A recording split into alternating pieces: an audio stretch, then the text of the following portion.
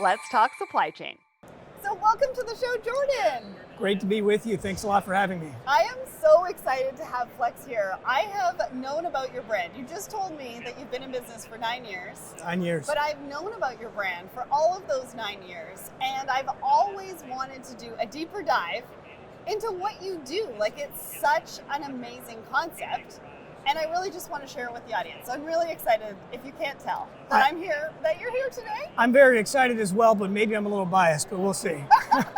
All right, so let's start by sort of setting the tone around industry trends. Apparently, you're the go-to guy for industry trends in this part of the industry. So talk to us about what's happening in warehousing right now. Talk to us about the challenges that people are facing, maybe some of the things that they should be thinking about or looking into. Sure, and what I can share is really what we're hearing from our enterprise clients. And that is really this, put it simply, kind of damned if you do, damned if you don't type strategy that's a real challenge. Most shippers have kind of two choices, and there's serious trade-offs on both sides. Right. They can hold much larger inventory footprints to make sure they're ready for whatever demand plays out, but that comes at the cost of carrying cost for inventory up against rising interest rates, which are making that ever higher cost, and therefore lots of margin pressure. On the other side of the coin, you have folks that are leaning down inventories. You look at what we're hearing in the headlines about the Walmarts of the world canceling billions of dollars in purchase orders. Or reducing SKUs, right? Right, reducing SKUs. And so this strategy is, hey, let's right size our margin, but it leaves you exposed to stockouts in Q4, depending on what happens with demand, which is something we all don't know. So it's just really challenging. Things have not gotten any easier despite a lot of normalization in the supply chain. And so everyone seems to be on one side of the coin or the other. It's, hey, carry tons of inventory and have our margin be completely squeezed, or lean it out and hope we have what we need in Q4. Right, and that we don't want any more empty shelves, but I think we're still going to see some of that coming forward. So talk to me about Flexe. How did you guys get started? What does that look like? What was the challenge that sort of piqued your interest? And I was like, I need to solve that. Our founder, Carl, is really a visionary guy, and he saw something very obvious when you think about it in hindsight, and that's how so many of these things are. The way warehouse capacity works today, and we can talk more about this as we go, but essentially you have to build the church for Easter Sunday. Right. You have to look at your peak demand and say, I need to build capacity with a 3, 5, 7-year time horizon in mind. And what that means is that during periods of non-peak, you have wild underutilization. Absolutely. Right, and so the supply-demand matching functions in warehousing are just wildly inefficient. And there are periods, maybe 8 months at a time, where a given warehouse is 40% of its cubic capacity available. So Carl, who is really traditionally a software guy, had someone come to him with that problem. And he's like, hey, how can we solve this with technology? And that's what he set out to do 9 years ago, and here we are, and it's been just an incredible business model. Amazing, and I love to hear the founder story, because we get to get an idea of how you started, and really 9 years later, where you are today, which is really an incredible journey.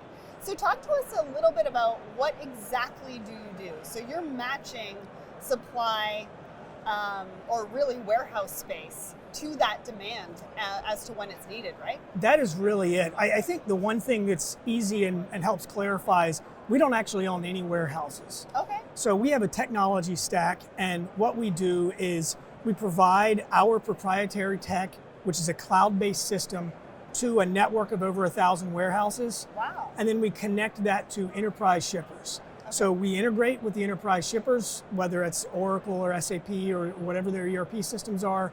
And then we can simply ship to our warehouse providers a WMS device. They can log onto our portal, and now it's an integrated environment. It's operating in the shippers' business systems, and we can spin up and spin down these solutions. They can be 6 months, they can be 2 years, and we're capturing a lot of capacity that was just never really accessible to these enterprise shippers. And something I think, an arbitrage that's worth calling out here. Big enterprises, they solve their problems by self-run. They have a large self-run network usually, and then maybe 1 to 2 major national 3PL partners. Well, the world has 1,000, or the US especially, 1,000 plus other operators. There might be a single owner operator with 1 million square feet in Chicago. Right. There is another 3PL that may not be their dedicated 3PL.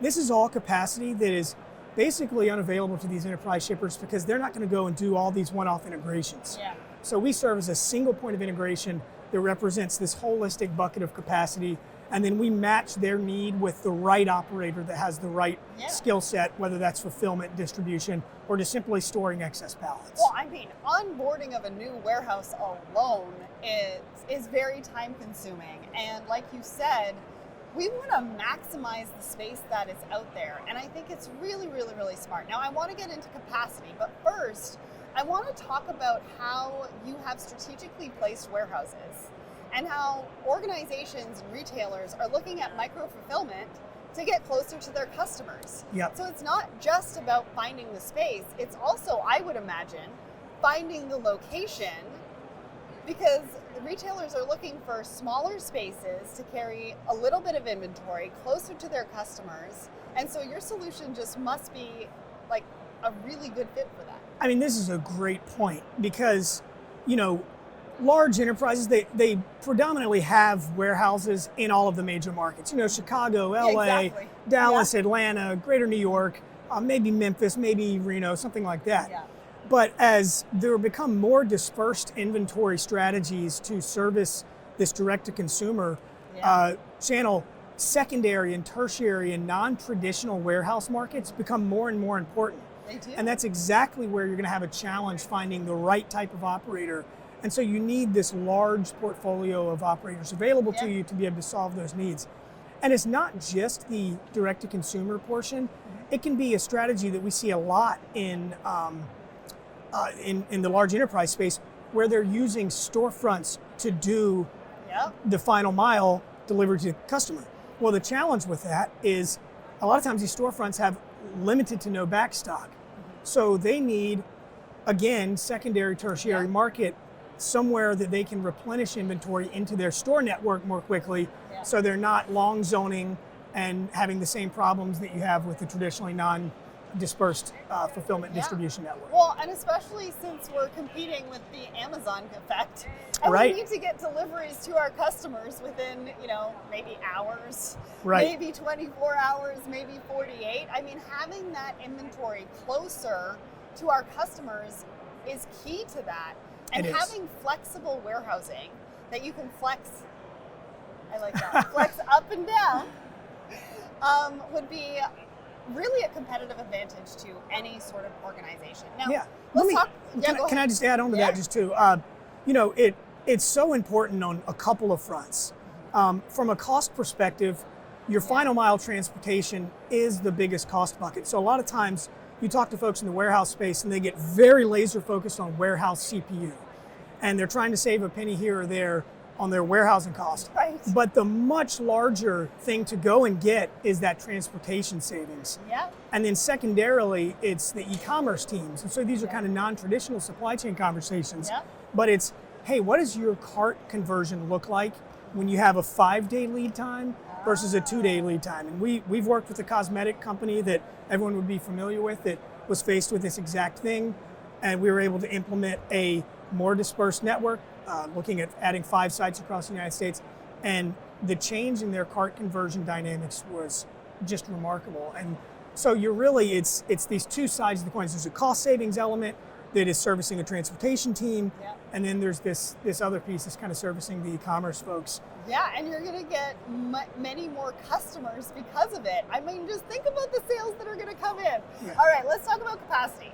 Because obviously through the pandemic, everybody shipped everything, and now we're really limited on capacity. Yeah. You know, organizations are looking for warehouse space wherever they can really get it. And there's even some 4PLs out there that are turning people away because they don't have any more warehouse capacity.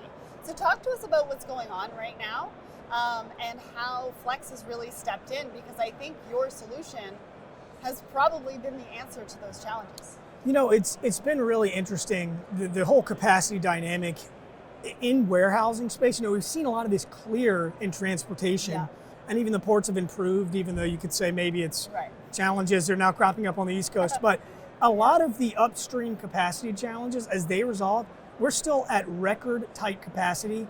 And this is the statistic I love that really paints the picture. 2.9% industrial space vacancy.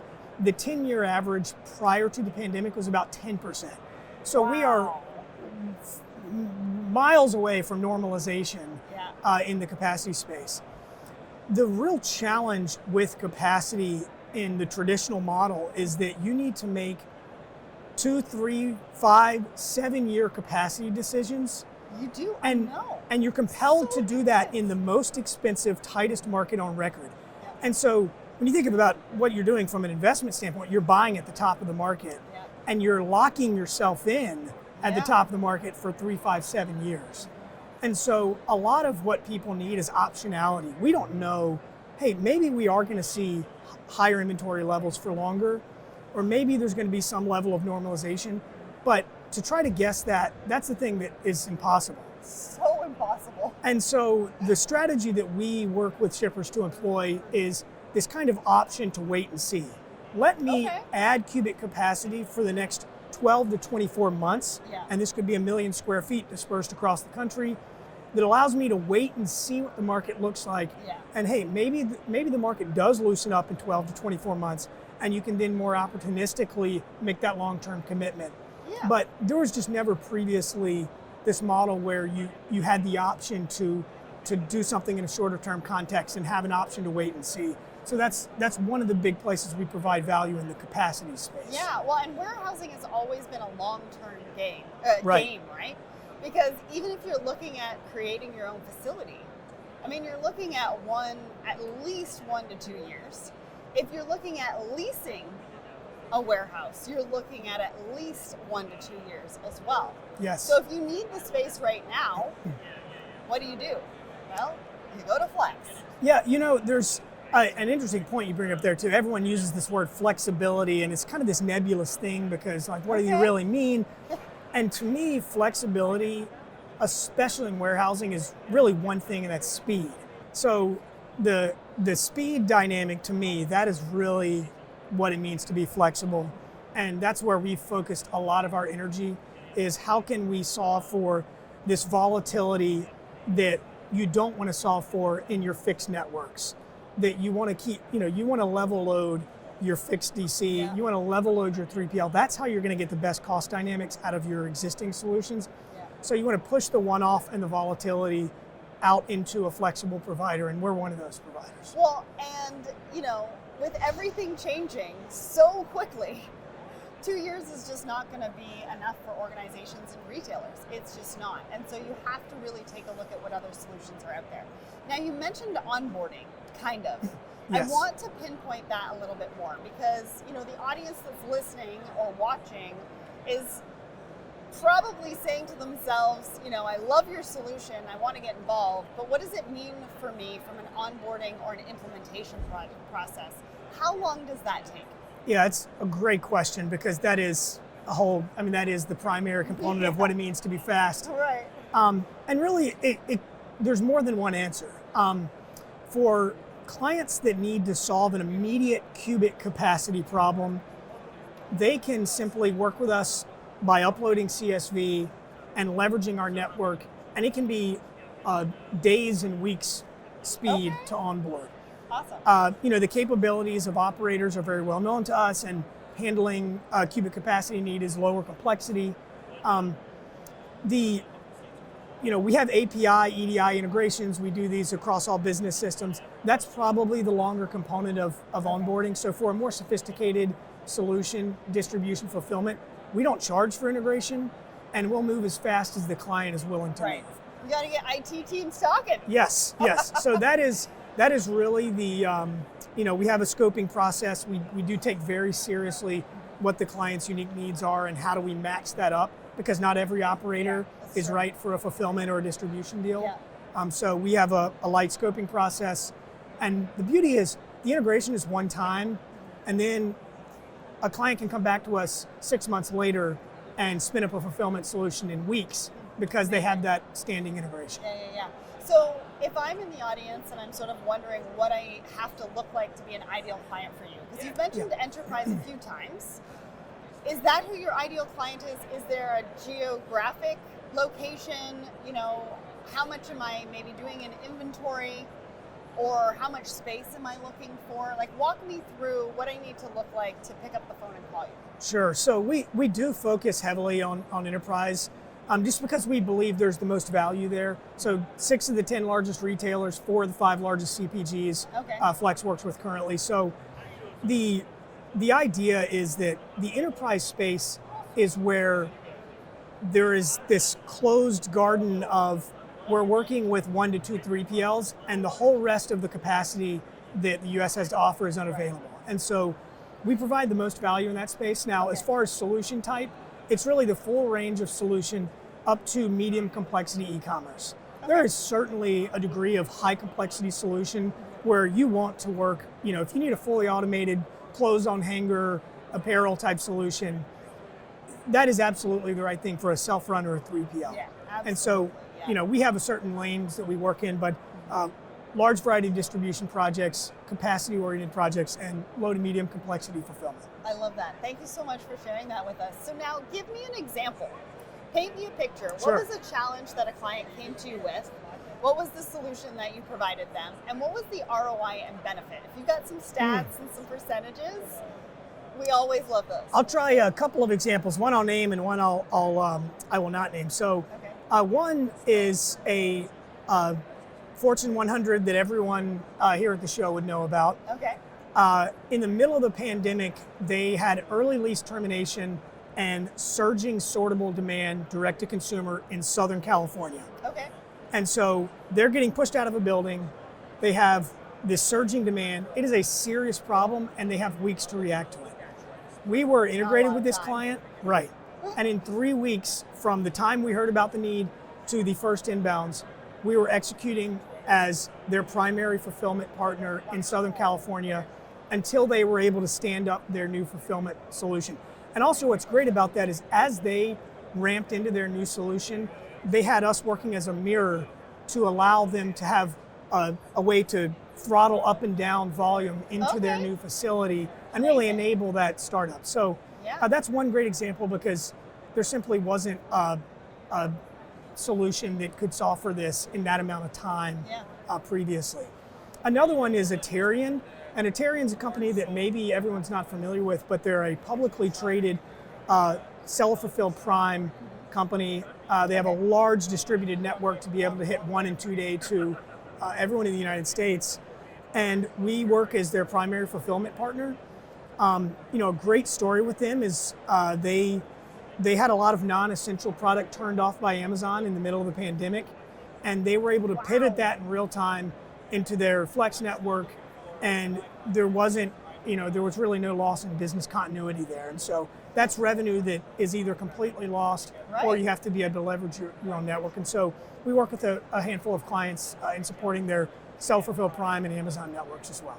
Yeah, especially if they're going to turn it off and you've got all of that inventory sitting there. You've got to find another solution really, really quickly. It's a single point of failure. So I can almost imagine how much they appreciated being able to call you, stepping in, and really helping them turn that inventory. Yeah, it's been a great partnership. Amazing. So talk to us about the future. What can we expect from Flex in the future for your customers, the community, supply chain, warehousing?